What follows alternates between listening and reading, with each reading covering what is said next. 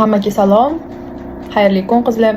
Bugun shunaqa bitta video qilishga qaror qildim. Bunaqa videolarni boshlashga qaror qildim. Anchadan beri bitta g'oya, fikr aqlimda aylanayotgan edi. Facebookdagi har xil gruppalarni, shu Koreyada yashaydigan o'zbeklar gruppalari, Uzbek Students in Korea, Expats in Korea degan har xil gruppalar bor. Bu gruppalarni kuzatgan, o'qigan holda Koreyadagi vatandoshlarning har xil voqealarini, situatsiyalarini ko'rib, kuzatib yurib, shu narsani YouTube'ga ham olib chiqishga qaror qildim. Menda juda ham katta auditoriya bo'lmasa ham, qanaqadir 500 ta odamim bo'lsa ham, shu 500 ta odamning ichida menga shaxsiydan yozadigan qizlar yokida ayollar chiqadi. Qaysiki meni qizim juda ham Koreyaga qiziqadi, meni qizim Koreyada o'qish xohlaydi, koreys filmlarini, k-dramalarni ko'radi yoki Koreyadagi palonchi blogerni kuzatadi, pistonchi blogerni kuzatadi va ulardan Koreyaga bo'lgan sevgisi juda ham oshib ketganda. Men hech kimni ayblamoqchi emasman, blogerlarni ham ayblamoqchi emasman bu yerda. Lekin baribir hammamiz ham internetda yaxshi narsalar, faqat chiroyli narsalarni ko'rsatib berishni xohlaymiz.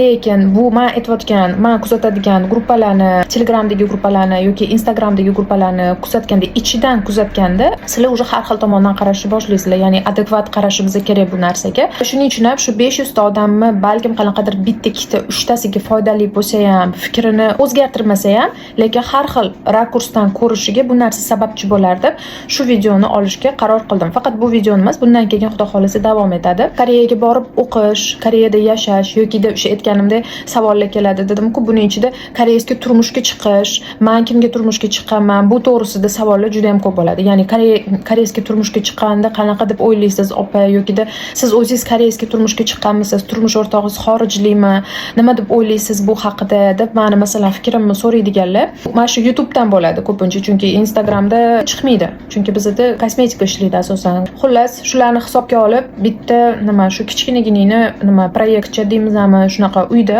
o'zim, chista o'zim, hammasini o'zim qilgan holda o'zim auditoriyamga shu narsani ko'rsatishga qaror qildim. Koreyaga kelib, bu yerda nima yashagan odamlar, meni o'zimni atrofimdagi yokida shu живой gruppalardan o'qiganlarim, chunki qaysidir bitta hayotni yashaydi va o'zini shu живой hayotini, o'zini tajribasini gruppada bo'lishadi.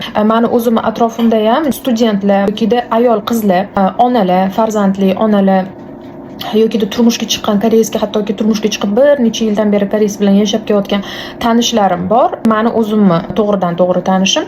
Ularning tajribasi bilan ham Xudo xolisa bo'lishaman. Ularning oldidan bitta o'tib bu masalani gapirsam bo'ladimi deb olib chiqishga harakat qilaman. Bugungi mavzu bu Koreyaga student bo'lib kelish. Kechagina ham o'qib qoldim. Bir bola yozibdilar, juda ham qattiq stressdaman, depressiyadaman, chunki Koreyaga shuncha ball bilan уже o'qishdan o'ta olmadim. Vizada отказ oldim deb yozganlar. Biron narsa deylar, juda ham qattiq stressdaman deganlar. Shuni kommentariylarga kirdim, kod yugurtirdim, chiqib ketdim. Chunki erta Koreyada bir necha yildan beri yashab kelayotgan va haqiqiy o'sha Koreyadagi hayotni bosib o'tayotgan, yashab o'tayotgan, qat'andir eshitgan emas, yigit qizlar o'zlarining tavsiyalarini yoki o'zlarining tajribalari bilan bo'lishganda, stress olib qo'ying, Koreyada juda ham kerak bo'ladi, stress haqiqiysi bu Koreyada deb yozishgan. Bu narsaga, bu fikrga juda ham qo'shilaman. Bu faqat o'zbeklarda emas, ya'ni o'zbeklar o'zi shunaqada borgandan keyin moslasha olmasdan stressga tushib qolgan deb aytolmaymiz. Chunki Koreya bu o'zi shunaqa davlat. Stress juda ham baland. Chunki odamlar juda ham uzoq vaqt ishlaydi, ko'p ishlaydi, o'ziga hatto vaqt ajratmaydi va har doim shunaqa schedule bilan ishlavergandan keyin odam shunaqa stress nonsirosa baland. Bu narsani ko'p marotaba sezganman. Xullas, mavzudan uzoqlashmasdan shu bitta talaba bilan bo'lgan hikoyani sizlar bilan bo'lishmoqchiman. Xullas, maktabni tamomlagach, Koreyada o'qish istagi paydo bo'ldi. Til kursi uchun harakat qilib ko'rdim, ammo ba'zi bir sabablar tufayli bora olmadim. Keyin bakalavrga borishga qaror qildim va hujjatlarni tayyorlashga kirishdim. Telegramda juda ko'p firmalarni kuzatib borar edim, bittasini tanlab bordim, lekin nomini aytmayman. Va Topik 3 bilan qabul qiladigan universitetlarni tavsiya qilishlarini so'radim. Demak, Topik 3lari bo'lgan, koreys tilini bilganlar. Tabiiyki, ular bir nechta universitetlarni tavsiya qilishdi va ma'qul kelganini tanlab, ularga hujjatlarimni berdim. Lekin keyin bilsam, ular hujjatlarimni universitetga topshirishmabdi. Firmani deb ham yana vaqt yo'qotdim deb yozganlar.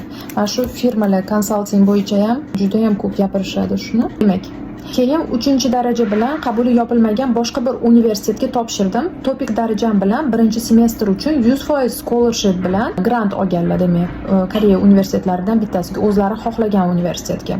Firma bu to'g'risida ularga xabar bergandan keyin oilalari bilan bu yangilikni bo'lishganlar. Hammaligi xursand bo'lishgan. Bu ulkan yutuq edi biz uchun. Ammo yaxshi o'qib scholarshipni davomiy ushlab turish kerakligi, yaxshi o'qiy olmasam 100% kontrakt to'lashni Koreyaga kelishdan oldin o'ylamagan ekanman. Demak, scholarship olganlar 100%, lekin Koreyada shunaqa, agarda scholarship ushlab turmaydigan bo'lsanglar, bahoyinglar yaxshi chiqmaydigan bo'lsa, kerakli balli to'plolmaydigan bo'lsa, scholarship yo'qotadi. Va o'sha scholarship masalan 10%, 30%, 50% va umuman 0% ham bo'lishi mumkin. 100%ni o'zingizlar to'laysizlar bunda. Barcha talpinadigan Koreyaga ham kelib olgandim.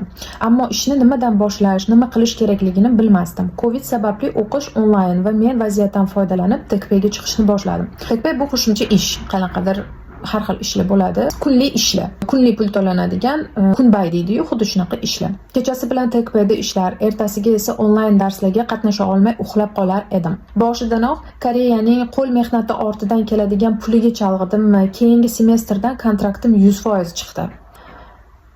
Ya'ni $5,000 $10,000 bu o'zlari bilanlar, lekin kontrakt o'zi to'lash kerak. Ilmdan qochib, o'zimni zo'r tuzoqqa tushirgandim. Chunki u pulni topish oson ish emas. Ustiga ustak Covid sababli ishlar ham deyarli yo'q edi. Shu TKP o'qish TKP qilib bir necha yilni ham o'tkazib yubordim. Na uyga yaxshi pul jo'nata olar, na ko'nglimdagidek o'qiy oldim. Umrim, talabalik yillarim o'z ustimda ishlamay o'tib ketayotgandi. Ammo bir kuni bir yaqin do'stimga pul kerak bo'lib qoldi. Shoshilinch bo'lganiga kontraktim uchun yig'ib yurgan pulimni berdim va ma'lum bir muddatda qarzni qaytarishga kelishib oldik. Lekin do'stim turli xil bahonalar bilan pulni bera olmadi. Demak, va'da qilgan paytda sanada bermagan pulni. Qisqa muddat bo'lgani uchun kontrakt to'lovi kelib qolgandi. Universitet boshlandi, kontrakt to'lash kerak, universitet kutib turmaydi. Oyog'i kuygandek kontrakt pulini topish uchun o'zimni u yerdan bu yerga urdim, ammo imkoni bo'lmadi. Xullas, kontraktni o'z vaqtida to'lay olmaganim sabab universitetdan Koreyadan chiqib ketish kerakligi haqida xabar keldi. Demak, отчисление bo'lganlar. 3 yil umr, 3 yil TKPda qiynalib topgan pullarim hammasi bir zumda puchga aylangan edi. Xo'sh, meni o'rnimda bo'lganingizda nima qilardingiz? Hammasini tashlab chiqib ketgan bo'lardingiz? Yo'q, men keta olmadim. Bilmadim, balki bahona qilibmi, nolegal hayotni tanladim. Oradan biroz vaqt o'tib, uydagilarimga hammasini aytib berdim. Yaxshiyamki etibdilar, etmaydiganlari ham bor. Ular qayd o'qishingni O'zbekistonda davom ettirasan deyishdi. Men esa endi biroz o'zimga kelib olish uchun ham Koreyada qolishim kerak edi. Hozirda hali ham Koreyadaman, yaqin orada qaytib ketishni rejalashtiryapman. Bu hikoyam bilan nima demoqchiman? Birinchidan, Koreyaga kelishdan oldin maqsadlaringizni aniq qilib oling. Nafaqat Koreyaga, har qanaqa xorijiy davlatga ko'chib ketmoqchi bo'lsangiz, o'qishga ketmoqchi bo'lsangiz, turmushga chiqmoqchi bo'lsangiz, hammasida niyatlarni to'g'rilab, maqsadlarni aniq qo'yib olish kerak bo'ladi qizlar, yigitlar. Ikkinchidan, topik 3 bu ilmni oxiri emas ekan. Ya'ni topik 3 bu koreys tilini yaxshi bilasan degani. Shuni aytibdilar. Ilmni oxiri degani emas ekan, o'qish o'rganish kerak ekan, universitetda hammasini baland ballaga yopib, scholarshipni oxirigacha ushlab turish kerak ekan deb aytmoqchilar. Uni o'stirib, imkoniyatlarni kengaytirish haqida o'ylash kerak ekan. Uchinchidan, faqat firmaga suyanib, ko'zi ojiz odamdek kelavermasdan, universitet haqida, kontrakt haqida izlanib ko'rish kerak ekan. Va eng asosiysi, Koreyaga kelsangiz, kimgadir katta miqdorda qarz berishdan oldin yaxshilab o'ylab ko'ring. Yo pulingizni yo'qotasiz yoki do'stingizni. Bu atiga bitta dona hikoya edi. Hozir hikoyani o'qiyapman, bir nechta joylarda fikrli kelyapti. Konsalting firmalari to'g'risida, qarz berish to'g'risida, kontrakt pullari to'g'risida. O'tgan safar bitta bolanikini ham o'qigandim. Kontraktda mayli, bu haqida keyingi safarlar aytib beraman. Hech kimni underestimate qilish meni ham niyatim yo'q. Ko'ruvchilardan ham bu narsani qilmasliklarini xohlardim. Ya'ni past baholash, bilolmaganda, qilolmaganda, voy jinnimi qarz beradimi, shunga o'xshash narsalar. Chunki boshimizga tushib, shu narsani o'rganmagunimizgacha dars qilib olmaymiz, tajriba bo'lishi kerak. Va albatta xorijga ketayotganda sal kattaroq bo'lib keyin ketganni ma'qul deb bilaman, chunki bu narsa qadriyatlarni mustahkamlab olib, shu maqsadlarni aniq qo'yib, keyin qo'lida qo'shimcha hunarlari bilan shu bilimini yaxshilab o'zini ustida ishlagan va faqat o'ziga suyangan holda, boshqalarga suyangan holda emas. Chunki boshqalarga suyanganda, mana konsalting markazlariga suyangan, firmalarga suyangan holda bunaqa vaziyatlarni ko'rasizlar. Insonlarga suyangan holda bo'lsa, boshqacha vaziyatlarni ko'rasizlar.